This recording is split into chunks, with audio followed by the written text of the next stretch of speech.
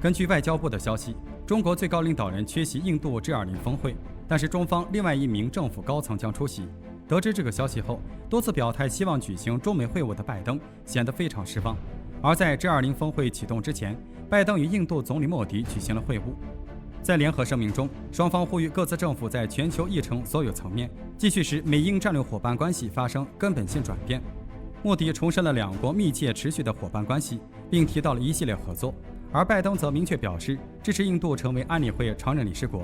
不过，除了联合声明之外，拜登就没有更多的发言了。原因是印度方面不让拜登发言。据美媒报道，随同拜登一起前往 G20 峰会的美国记者们，并不被允许在美印领导人会晤时进行提问。白宫新闻秘书皮埃尔表示，白宫已经尽最大可能让拜登在 G20 峰会期间与媒体记者接触，包括美国安事务助理沙利文、白宫通信主任博尔特、美国安印太事务协调员坎贝尔在内的美国高官都与印度进行过沟通，希望能够获得更多的采访机会，但是都被印方拒绝了，并且拒绝给予任何说明。美媒称，拜登不会在 G20 峰会期间对记者发表讲话，而是在等到拜登访问越南期间才会举行新闻发布会，因为记者提问会更加容易。印度方面不让拜登在 G20 峰会期间向媒体透露信息，明显是不希望在中俄领导人缺席的情况下让拜登唱独角戏，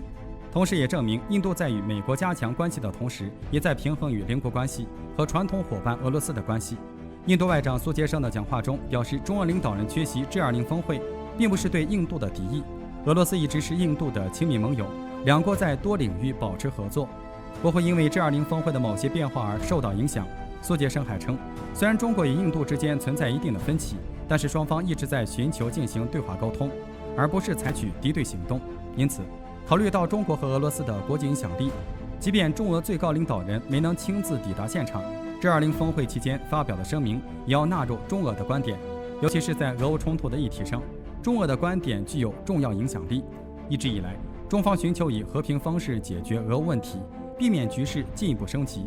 而俄罗斯则强调自身安全关切。印方认为，将中俄的意见纳入声明，有利于平衡各方立场，鼓励当事国对话合作。由于俄罗斯和中国不愿意接受西方国家的措辞，而西方国家也寸步不让，导致 G20 峰会声明草案难产。欧盟代表认为，必须在草案中加入谴责俄罗斯军事行动的内容，这期也对印度施压，要求增加草案力度。因此 G20 声明推进艰难，最终是否能够达成一致，现在还很难确定。